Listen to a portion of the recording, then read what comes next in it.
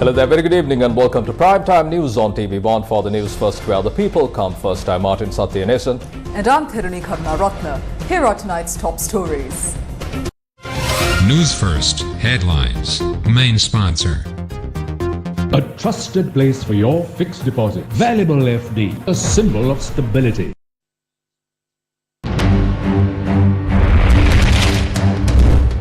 Axiata's Dr. Hans Vijay Surya appointed as the chief advisor to the president on digital economy. Palali Main Road reopens after 34 years.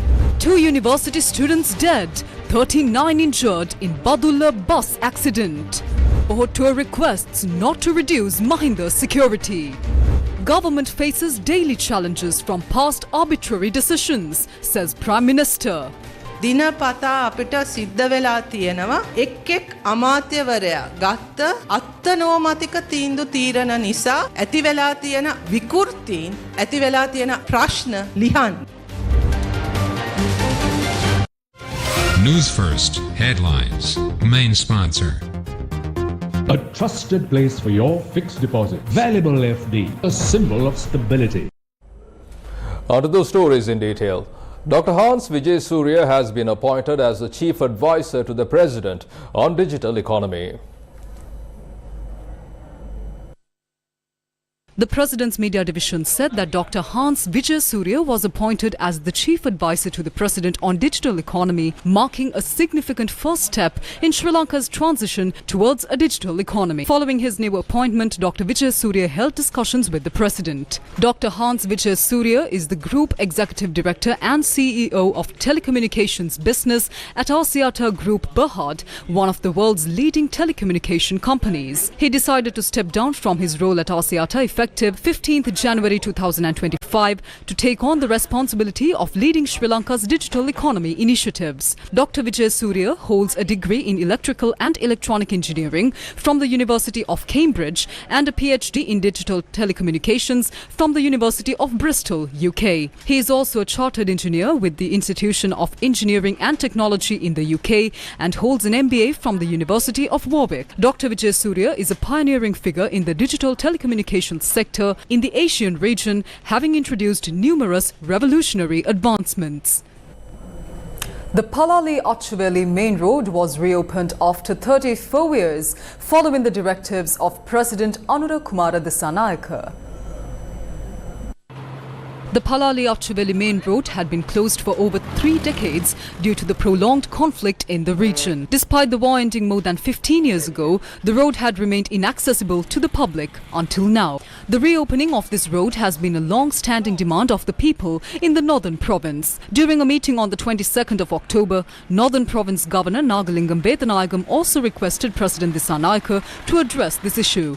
In response, President Dissanayake instructed the security forces to assess the current security situation and take the necessary steps to reopen the road. With the intervention of the Ministry of Defence and Defence Secretary, the road was officially reopened today. 2 female students from the General Sir John Kotalawala Defence University died in a bus accident at Dunhinda Amagasoya along the Badulla Mahayangana Main Road. They were attending the southern campus in Suryababa. Additionally, 39 people were injured and hospitalized. This morning, bus SP NE 0596 carrying students and lecturers on a field trip was involved in an accident. At approximately 8:15 a.m., the bus overturned while travelling on the Badulla Mahayangana Main Road near Dunhinda Ambagaha Oya. Newsfirst correspondent reported that the bus collided with a mound of earth by the roadside and overturned, sustaining significant damage.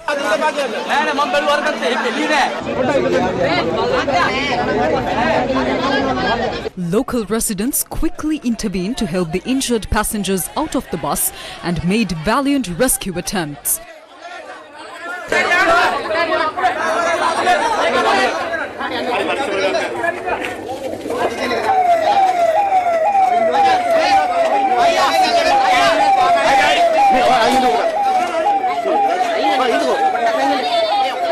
The students from the southern campus of Sir John Kothalavala Defence University had arrived in Badulla yesterday and stayed in the Alla area. They departed this morning from Pelgahathanna in Passara, heading to Randanigala for a training program when the accident occurred.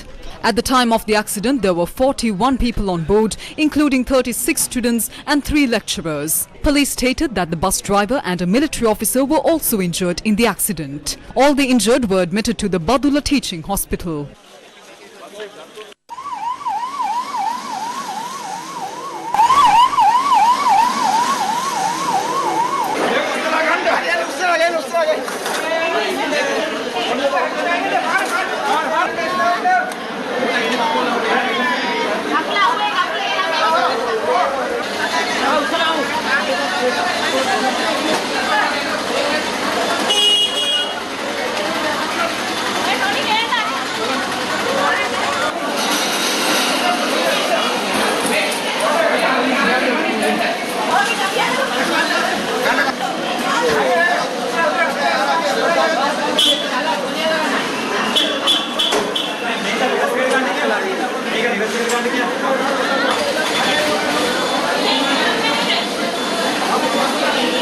Sri Lanka police confirmed that 2 female students from Nivithigala and Kurunagala, both aged 23, died in the accident.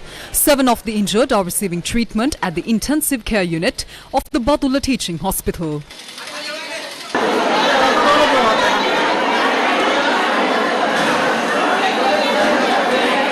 අනිත් රෝගීන් සාමාන්‍ය බාටලු ඉන්නවා මේ සැලකරම කරන්න සෑම වෛද්‍යවරුන්ගේ කාර්ය මණ්ඩලෙ ක්‍රියාත්මකව ඉන්නවා. මෙතන විශේෂයෙන් ස්පී කරන්න ඕනේ ඒ ආල්පාර තරුණ පිරිසට ඒගොල්ලෝ ඇත්තම මේ තමන්ගේ ජීවිත අවදානම වල උත්සාහ උත්සාහය ගත්තා මේ අපිට රෝගිය ළඟට යන්න ඕනේ දේ සීට් ගලවලා පාරාදලා දීපු විදිය ඇත්තම ප්‍රශංසනීයයි. The Ministry of Defence announced that a helicopter had been prepared upon the instructions of Defence Secretary retired Air Vice Marshal Sampath Thuyakontha to transport any patient needing further treatment to Columbo. Although a patient was prepared to be airlifted to Columbo this afternoon, the operation was halted due to bad weather.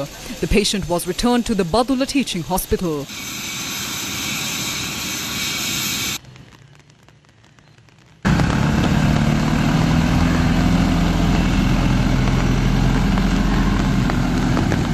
Newsfirst correspondent reported that the damaged bus was removed from the road this afternoon.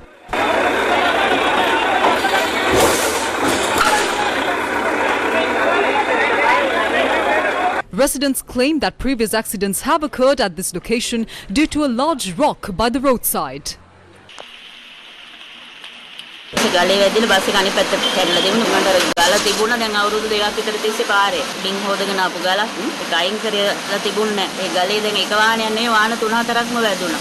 ඒ ගල තියෙන නිසා තමයි ඔතන accident වෙන්නෙත් ඇවිල්ලා වංගුව ගන්නකොට ගලේ වදින්නේ. However, by this afternoon, the rock had been removed from the road.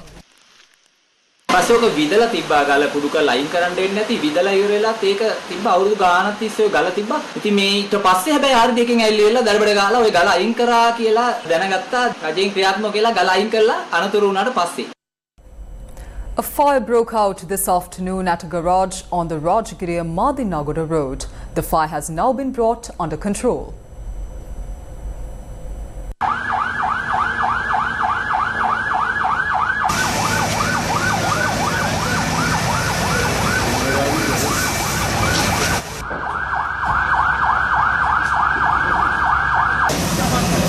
The fire started at a garage that also sells vehicle spare parts. Sri Lanka police reported that it took approximately 4 hours of intense effort to contain the blaze.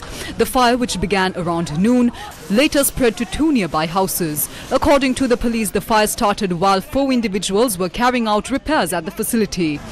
4 fire engines from the Kotte Municipal Council and 2 from the Columbo Fire Brigade were deployed to extinguish the blaze. Welding කෙනෙක්ගෙන් කියලා welding කරලා තියෙන ඇතුලේ. Welding කරලා මිනිහ කැම කන්න ගිහලා වෙල්ඩින් එක ඔන් කරලා තිබ්බදන්නේ. මොනවාරි ගෑස් හරි ඔයිල් හරි මහර තියෙනවා. කොහමද ෆයර් එක මුලව හෙන්නේ තමයි වෙල්ඩින් එක. Fortunately, no one was injured in the fire. A special investigation into the incident is currently underway. Several motor vehicles that did not meet legal requirements were discovered in various locations over the past few days. The most recent incident was reported from Teldenia. A jeep with fake license plates was found hidden in a house in the Theldeni area and was taken into custody by the police. The Department of Motor Traffic confirmed that another vehicle is registered under the same number as the Montero. Investigations are underway to locate the owner of this jeep. Meanwhile, another luxury jeep without an owner was found yesterday in a house in the Thimirigaskatwa area of Katana. This discovery was made during a raid conducted by the Negombo Division Crime Investigation Unit. Additionally, last weekend, a luxury car with fake information allegedly belonging to former State Minister Lohan Ratwatte was found in Mirihana. The former State Minister was subsequently arrested in connection with this vehicle and remanded until the 7th. The government analyst report revealed that the vehicle's number was either fake or altered. Furthermore, customs records do not indicate the importation of such a vehicle, and the Department of Motor Traffic has no registration information for it.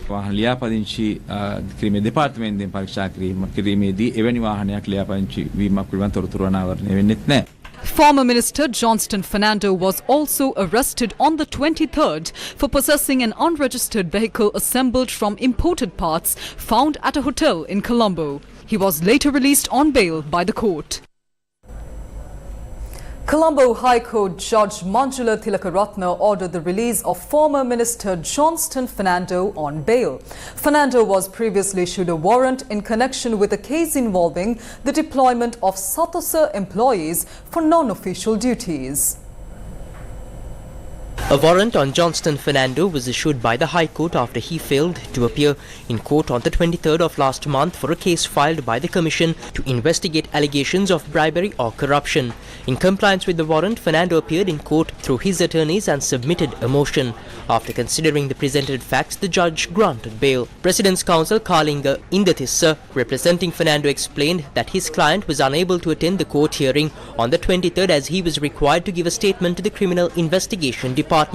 The judge, noting dissatisfaction with the reasons provided by the defense, imposed an additional bail condition on Fernando. As a result, Fernando was released on a cash bail of 25,000 rupees and a surety bail of 1 million rupees. The case is scheduled to be called again on the 27th January.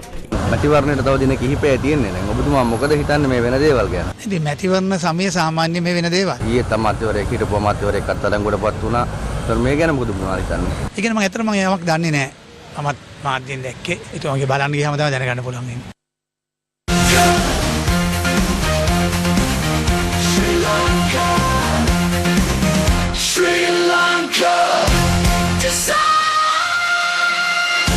Sri Lanka decides. Sri Lankan Prime Minister Dr. Haruni Amarasuriya has highlighted the daily challenges the government faces due to the arbitrary decisions made by former ministers. Speaking at a public meeting in Kotte yesterday, she responded to former President Ranil Wickremesinghe's comments on increasing public sector wages. අගෝස්තු මාසයේ රාජ්‍ය සේවකයන්ගේ වැටු වැඩි කරනවා. In August, it was announced that public sector salaries would be increased. This announcement came just before an election, and the committee appointed to oversee this had not even finalized an interim report. There was immense pressure to push this through without proper approval or consideration of whether funds were available. This statement was made at a time when a change in government was imminent. Allocating funds for such decisions should be done through the budget. How can such a statement be made when a new government is about to decide on the budget? The person trying to teach me about the constitution is still defending this decision, despite it clearly not following the correct procedure. We face daily issues due to the arbitrary decisions made by various ministers. These decisions have led to numerous distortions and problems. You expect us to create a system where we can understand and make decisions that do not burden everyone. We all agree that the public sector salaries should be increased, but there is a proper way to do it. We need to study the budget, address the distortions and inequalities, and make decisions that do not lead to further crises. When there is governance based on their need, there is no thought given to the system, the impact on society, or the consequences for others. Ministers act like they're running their own small kingdoms. Education is one kingdom, health is another. There is no vision of working together for the country. Now, when we have meetings, government officials sometimes say it is easier because we have interconnections. We may be 3 people, but we speak with one voice, avoiding contradictory decisions. We have started to systematically implement the system change you requested. Therefore, our request is to send policymakers who respect policies, lawmakers who respect law, and honest people who manage finances. The power to do this is in your hands. ගරුකාය වේවන්. නීති හදන තැනට නීතියට ගරු කරන අය එවන්න. මුදල් පාලනය කරන තැනට අනේ පින්සිදුවේ හොරු නම් එවන්න එපා. ඒ බලය තියෙන්නේ ඔබේ අතේ. A topic that has been subject to much discussion in the political arena is the security of former presidents. Multiple factions expressed their views in this regard. When inquired about this matter, police media spokesman said the decisions taken with regard to the security of former presidents will be reviewed and steps will be taken accordingly. Former SLPP MP Sanjeev Edirimarna, who attended an SLPP media briefing today, made a request for the security of former President Mahinda Rajapaksa not to be reduced. පක්ෂ ගරු ජනාධිපතිතුමන්ට ආරක්ෂාවක් ලබා දීලා තියෙන්නේ එතුමා හිටපු ජනාධිපතිවරයෙක්. Mahinda Rajapaksa has been given a certain amount of security, not just because he is a former president. He is also the brave leader who led the mission to save Sri Lanka from terrorism. The security that has been provided for him is an arrangement fit for a leader who ended terrorism in the country. That is our understanding. Mahinda Rajapaksa needs this sort of security. One might say that the LTTE threat is no more. Although the LTTE has been physically defeated in the country's north, east and Sri Lanka, that ideology still exists in this world. Additions or reductions to an individual's security arrangement are made after thorough scientific assessment. Where is the assessment report on Mahinda Rajapaksa's security? ආරක්ෂාවට අදාළ නිශ්චිත විද්‍යාත්මක තොරතුරු සහිත තක්සේරුවකින් පස්සේ කොහොම ආණ්ඩුව මහින්ද ජනාධිපතිතුමාගේ ආරක්ෂාව සම්බන්ධයෙන් කරපු තක්සේරුවේ වාර්තාව. Columbo district candidate of the SLPP, attorney Manoj Kamage, expressed his views in this regard. What is this reduction of security for Mahinda Rajapaksa? They should reveal to the country if the security forces have confirmed that security conditions have changed in order to change a decision made as per a 2020 cabinet decision. However, no cabinet spokesperson or any representative of the government has stepped forward to address this matter. No one has stated that the country's police, intelligence service or any other security force has given a recommendation to reduce Mahinda Rajapaksa's security.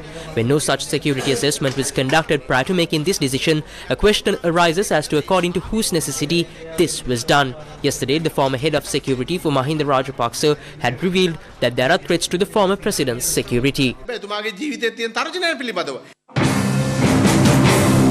The chairman of the United National Party also expressed his opinion.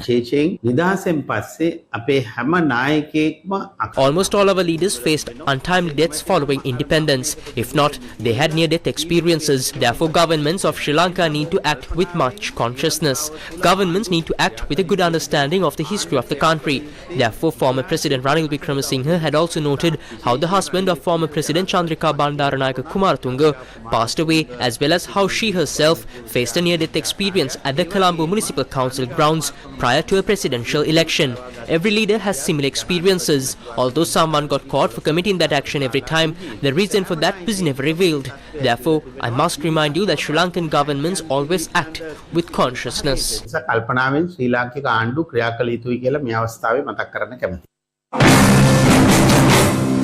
Sri Lanka police said that they will review and take necessary actions regarding the reduction of security for former presidents. In response to an inquiry from Newsfirst, police spokesperson DIG Nihal Talduwa said that the decision was made after considering requests related to this matter. The police further clarified that the notifications regarding the reduction of security were based on the recommendations of a committee appointed by the Ministry of Public Security. DIG Nihal Talduwa emphasized that if there are protests or further requests concerning the reduction of security for former presidents, these will also be taken into account and the relevant committee will make a decision accordingly.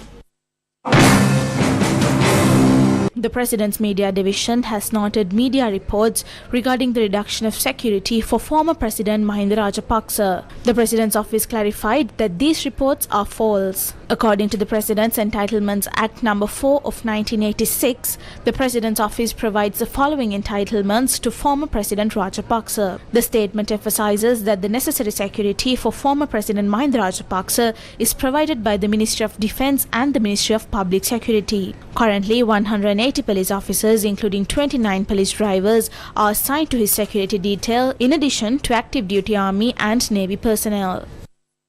Newsfirst with the people. A trusted place for your fixed deposit. Valuable FD, a symbol of stability. Gammadda, improving lives, elevating communities. Constructing essential bridges that connect villages in Ampara, Dehiyattakandia, in Rithi Maliadda, Badulla.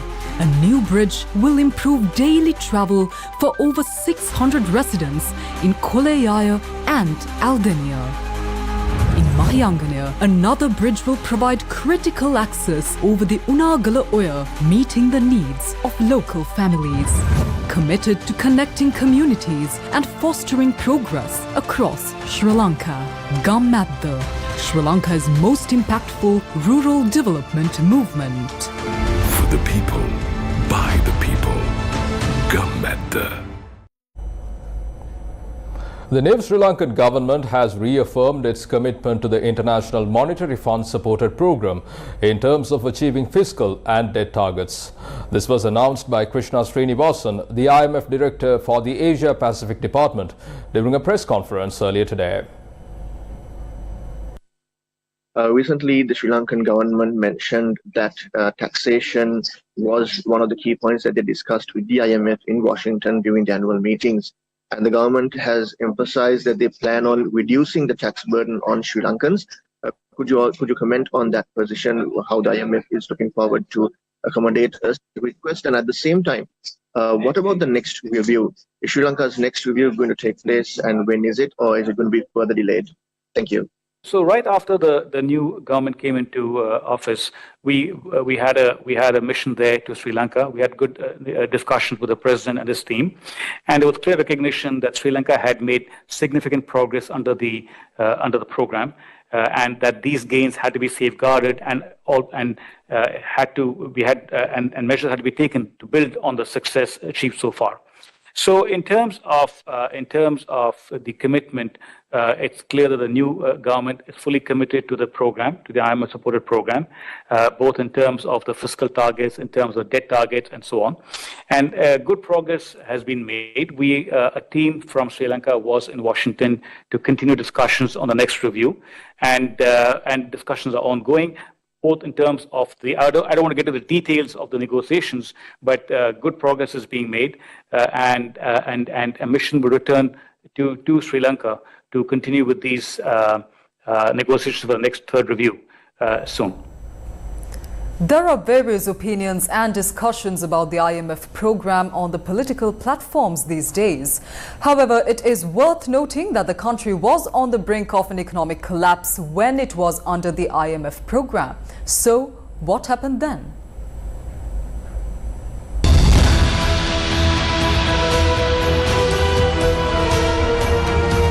What happened to Sri Lanka? Do you remember a few months ago when the Supreme Court ruled that the decisions made between 2019 and 2022 led to the collapse of the country's economy and violated the fundamental rights of the people? The ruling was delivered by a bench of 5 judges, including the Chief Justice, after examining 2 petitions. 4 of the judges agreed that the failure to make timely and appropriate economic decisions had indeed infringed upon the fundamental rights of the citizens. The court's decision specifically mentioned that Gotabaya Rajapaksa, Mahinda Rajapaksa, Basil Rajapaksa, P.B. Jayasundara, Ajit Niwad Cabral and others were responsible for these violations.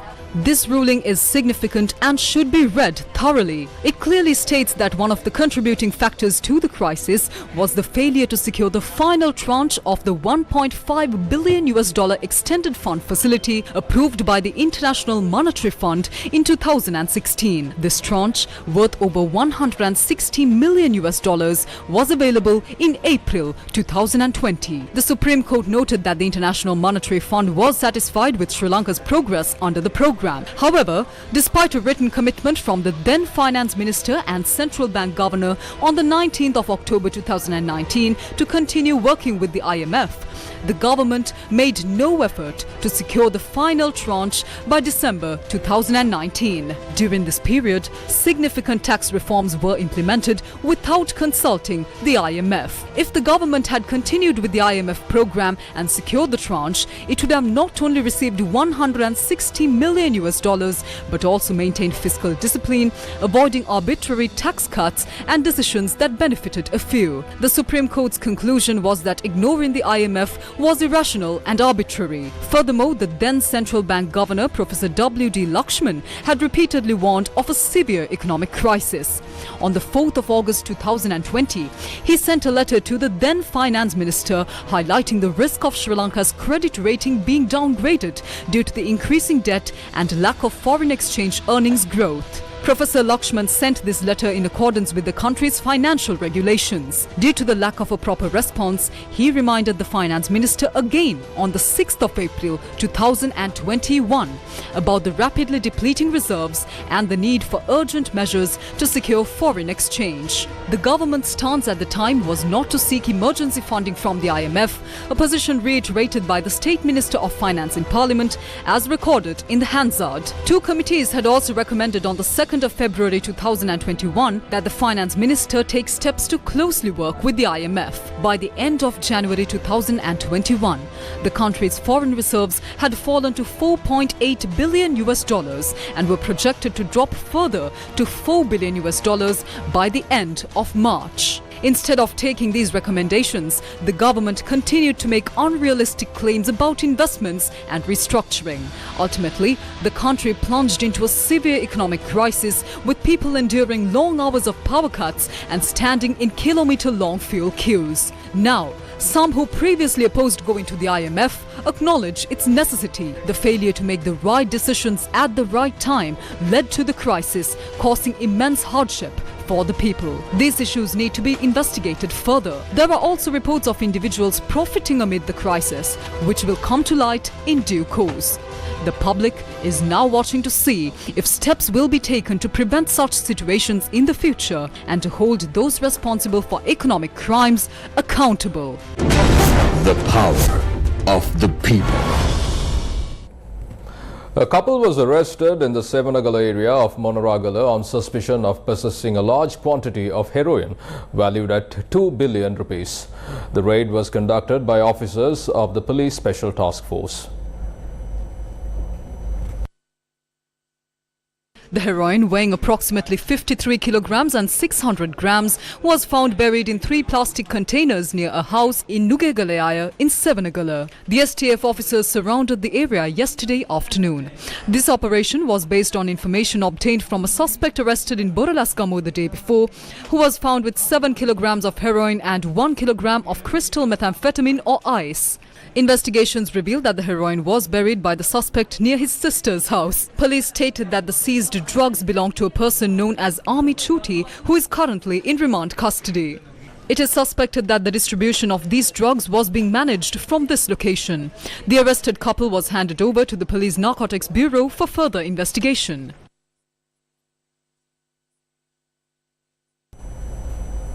The Poppy Flower Remembrance Ceremony is scheduled for the 24th of November. A media briefing to inform the general public about the event was held today in Columbo by the Sri Lanka Ex-Servicemen's Association. In conjunction with the Poppy Flower Remembrance Ceremony, we have produced these poppy flower stickers and are selling them for 50 rupees each.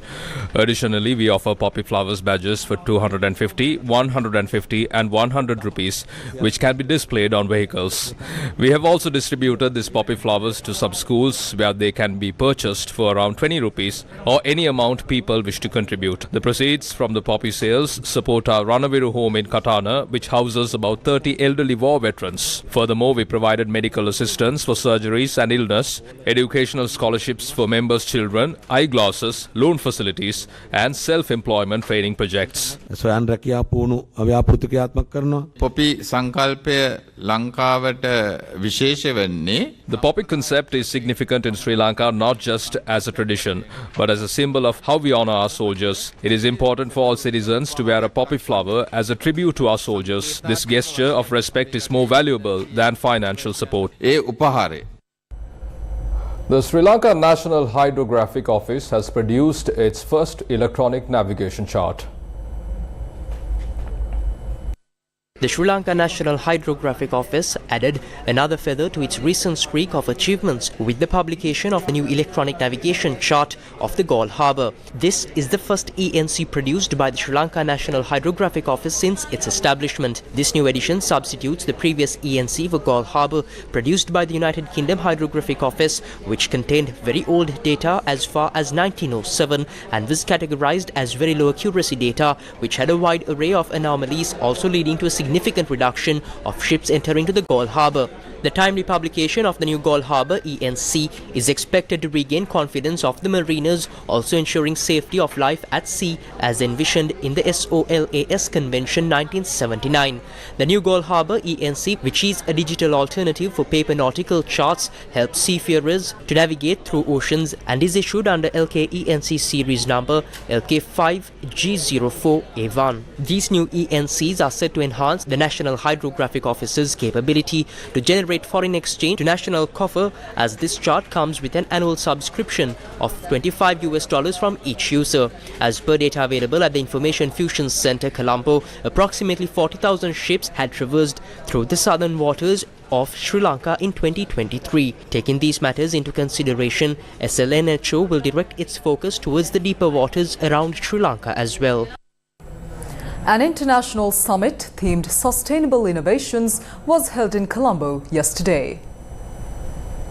The international summit, organized by Sun for Global Federation, was titled Sustainable Innovations. The theme of the summit focused on robotics and SDG innovations. The event featured numerous innovations from young innovators as well as cultural performances.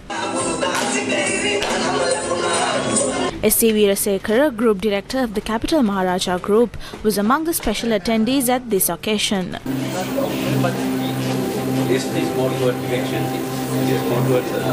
Today we are 5-6 foot of height, and most of these things were given by this beautiful soil. We are grown with this soil, and that fertility had given us the energy to become who we are today. Several high-level diplomats and international honorary guests attended the occasion, adding to the event's significance and fostering valuable connections. The International Monetary Fund said that the entire Asia region benefited from strong global demand for Asian exports. Krishna Srinivasan, the director of the Asia and Pacific Department of the IMF, made this announcement at this morning's press briefing in Tokyo, Japan. The news are positive. In the first half of this year, most Asian economies exceeded the growth forecast we had made at the time of the April 2024 Regional Economic Outlook. The entire region benefited from strong global demand for Asian exports. For domestic demand, the picture was more nuanced. Some advanced economies outside Japan experienced a soft patch in household consumption, which may reflect the impact of early monetary tightening. On inflation, the news is also positive. Asia has brought inflation down to low and stable rates faster than other regions. Now, how do we see risks? A couple of risks as the environment in which Asian policymakers operate has become tougher. For example, there are tentative signs that global demand could weaken, including in the United States, which would be bad news for an export-dependent region like Asia. As we have stressed before, no one really wins from trade fragmentation. We all pay for this with slower global growth. And Asia has more to lose than others, given its tight integration into global supply chains. How should Asian policymakers navigate this environment? On macroeconomic policies, there is a strong case for rebalancing the fiscal and the monetary stance. In many countries, the fiscal stance is too loose. Public debt increased sharply during the pandemic. In Pacific Island countries, for example, debt ratios almost doubled. But debt has hardly come down since then. This drives up debt service costs and leaves governments with little room for maneuver. In some economies, weak private demand may justify somewhat larger fiscal deficits in the near term. But for most countries, it is time to consolidate budget in earnest, both to build buffers against risks and to preserve spending power for addressing longer-term challenges such as climate change and population aging. By contrast, with inflation somewhat defeated, most Asian central banks now have room to cut interest rates. Earlier in the year, some central banks may have been reluctant to ease before the Federal Reserve, fearing that this could put Asian currencies under pressure. But as the Fed has now started its own rate-cutting cycle, such concerns should have dissipated. Insight 2024, a corporate event organized by ISEC in the University of Columbo, took place today. Insight 2024 was a corporate event designed to equip undergraduates with a comprehensive understanding of the corporate sector as they prepare to enter the professional world. The company and try to find loopholes. The event was attended by students, undergraduates, school leavers as well as recent graduates.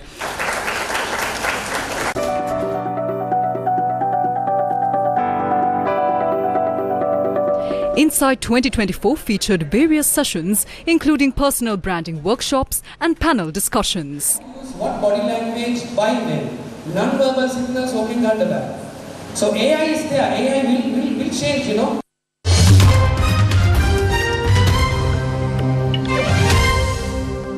Shifting your attention to international news. China resumed its direct freight rail services to Afghanistan when a train loaded with goods left Nantong city in Jiangsu province.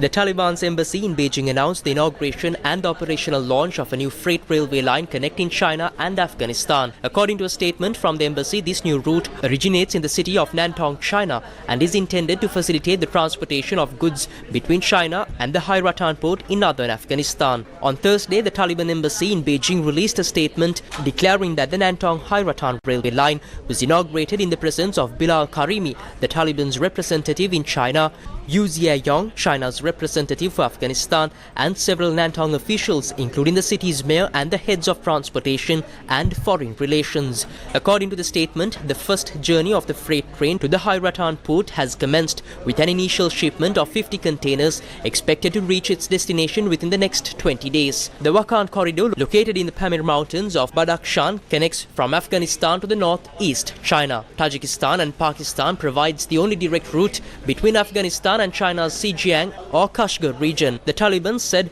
that this freight railway line was executed under China's Belt and Road Initiative. From that, we bring to a close this edition of Primetime News on TV1. Thank you for watching. Take care. Good night.